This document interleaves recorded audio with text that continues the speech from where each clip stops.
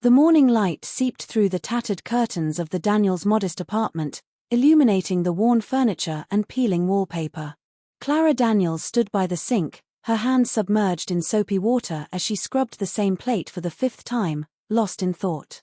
The eviction notice lay crumpled on the counter, its harsh words burning into her mind like a cruel refrain.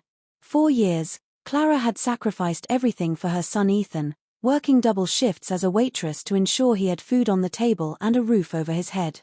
But now, that roof was being ripped away, and the looming threat of homelessness clawed at her sanity. In the living room, Ethan sat on the threadbare couch, the springs creaking beneath his weight. His 17-year-old frame was hunched over a small desk that once belonged to his late father.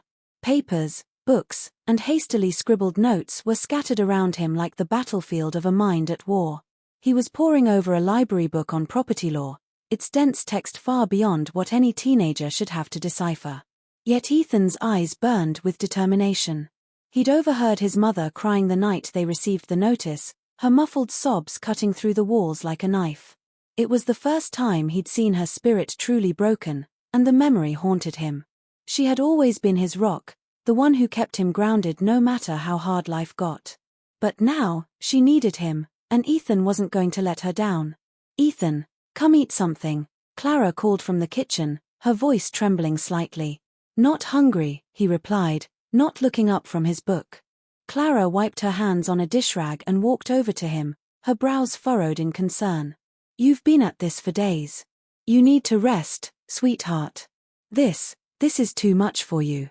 Ethan finally looked up, his eyes darkened by sleepless nights but blazing with resolve. "Mom, I can do this. I know I can." She shook her head, her lips pressing into a thin line. "Ethan, this isn't like a school project. You can't just study your way out of this. We need a lawyer, and we can't afford one," he interrupted, his voice sharp but not unkind. "I've read the lease, Mom. I've read every law book I could find. Clayton's lying. He's evicting us because you complained about the heating. I just need to prove it." Clara sat down beside him, her hands trembling as she reached for his. "I'm so proud of you, Ethan. You've always been so brave. But this, I'm scared it's too much. What if we lose?" Ethan finished for her, his voice softening. "I don't know, Mom. But I'd rather fight and lose than not fight at all." Her eyes filled with tears, and she pulled him into a tight embrace. "You're just like your father," she whispered. "He never backed down from a fight either." Ethan didn't respond. He didn't trust himself to speak. Instead, he held his mother tighter, silently vowing that no matter what it took, he would make things right. The library was quiet, save for the soft rustle of pages turning and the occasional cough from an elderly patron. Ethan had claimed a corner table near the back, where stacks of books surrounded him like a fortress. It had become his refuge, a place where the overwhelming weight of the world outside felt just a little lighter. Mrs. Parker, the librarian, watched him from the circulation desk with a mix of curiosity and concern. She had seen the boy come in every day for weeks, his backpack bulging with notebooks, his face a mask of concentration.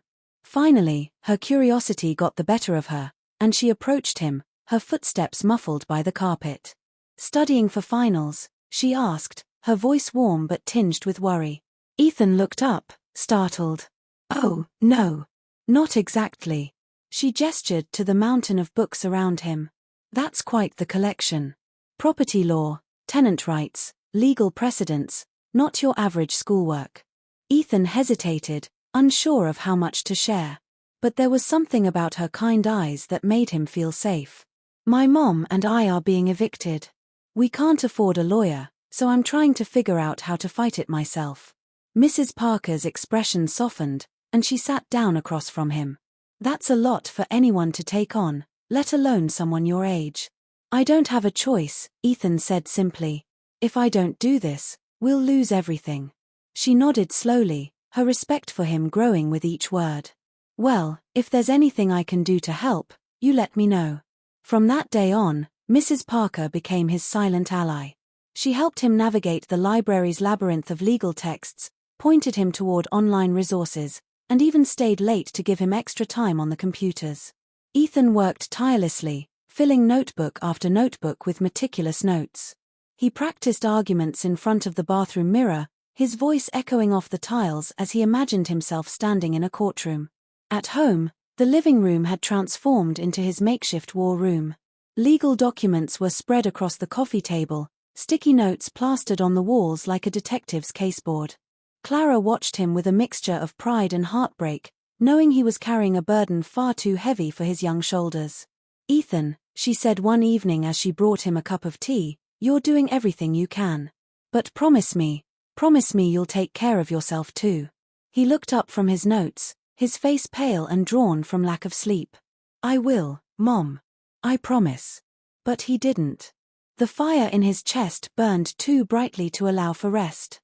The courtroom loomed larger in Ethan's mind with each passing day. As the date of the hearing crept closer, his confidence was tested at every turn. The law was an endless labyrinth, filled with terminology he struggled to decipher and precedents that seemed impossible to navigate. More than once, he questioned if he was truly capable of standing up to someone like Gerald Clayton, a man with wealth, power, and a team of seasoned lawyers at his beck and call. On the night before the trial, Ethan sat alone in the living room, the soft hum of the refrigerator the only sound breaking the silence. The weight of the task ahead pressed down on him, and for the first time, he allowed himself to feel the fear he had been suppressing. What if I fail? The thought gnawed at him, relentless and unforgiving. He clenched his fists, his knuckles white, as he forced himself to refocus. Giving up wasn't an option. He thought of his mother, asleep in her room, unaware of the tears streaming silently down his face. He thought of the life they had built together, fragile but full of love, and how easily it could all be taken away. "Dad," he whispered into the darkness, "if you're out there, I could really use your help right now." The room offered no answer, only the steady tick of the clock on the wall. But somehow, in the stillness, Ethan felt a small spark of reassurance. He wasn't alone. The courtroom was a cacophony of murmurs and shuffling papers as the case was called to order. Ethan stood at the defendant's table, his battered briefcase clutched tightly in his hand. His mother sat behind him, her fingers clasped together in silent prayer. The sight of her gave him strength, and he straightened his shoulders, determined to prove he belonged there. Judge Harris entered, his robes flowing behind him like a shadow. The room fell silent as he took his seat, his piercing gaze sweeping over the crowd before landing on Ethan. "Mr. Daniels," the judge said, his tone measured but skeptical, "you're representing yourself in this matter?" "Yes, Your Honor," Ethan replied, his voice steady despite the lump in his throat. A ripple of murmurs ran through the gallery, but Judge Harris silenced them with a single glance. Clayton's lawyer, a smug man in an expensive suit, rose to his feet. "Your Honor, while I respect the defendant's determination, I must point out that he lacks the legal expertise necessary to." Judge Harris held up a hand. "That remains to be seen. Let's proceed." Ethan exhaled, relief washing over him as the judge's attention shifted back to him. "You may present your case, Mr. Daniels." Ethan stepped forward, his heart pounding in his chest. He had rehearsed this moment 100 times, but standing there, under the weight of so many eyes, it felt impossibly daunting. Still, he began to speak, his voice gaining strength as he laid out the facts. He presented evidence of the landlord's neglect, including documentation of repeated complaints about the heating. He pointed to clauses in the lease that Clayton had violated and cited legal precedents that supported his arguments. Slowly, methodically, he began to build his case, his passion cutting through the courtroom like a blade. As he spoke, he caught glimpses of Clayton's lawyer shifting uncomfortably in his seat. The man's confidence seemed to falter as Ethan pressed on, each point landing like a blow. When he finished, the room was silent. Judge Harris regarded him with an expression that was unreadable, his fingers steepled beneath his chin. "You've done your homework, Mr. Daniels," the judge said finally. "Impressive." Ethan allowed himself a small breath of relief, but he knew the battle was far from over. As the opposing lawyer took the floor, Ethan felt the tide begin to turn. Clayton's team was skilled, and they didn't hold back. The lawyer attacked Ethan's evidence, poking holes in his arguments and questioning his credibility. He painted a picture of a naive teenager who had overestimated his abilities, and the gallery seemed to lean in his favor. Ethan fought to stay composed, but doubt began to creep in. Was he losing? Then, just as the lawyer seemed to gain the upper hand, Ethan noticed something. A document the lawyer had presented, a supposed inspection report clearing Clayton of any wrongdoing, had inconsistencies. The dates didn't match up. "Your Honor," Ethan interrupted, his voice cutting through the lawyer's speech. "I'd like to question the authenticity of this document." The courtroom erupted in whispers, but Judge Harris silenced them with a bang of his gavel. "Proceed." Ethan approached the bench, his palms sweating as he pointed out the discrepancies. The lawyer scrambled to explain, but his flustered demeanor betrayed him. Judge Harris leaned back in his chair, his expression dark. "Mr. Clayton, care to explain this?" Clayton, who had remained silent until now, shifted uncomfortably in his seat. "It was a clerical error," he muttered. Ethan pressed on, his confidence renewed. He exposed more flaws in Clayton's case, each revelation chipping away at the landlord's facade. By the time the session ended, the courtroom was buzzing with speculation. The final day of the trial dawned cold and gray, the sky heavy with the promise of rain. Ethan entered the courtroom with a sense of calm determination.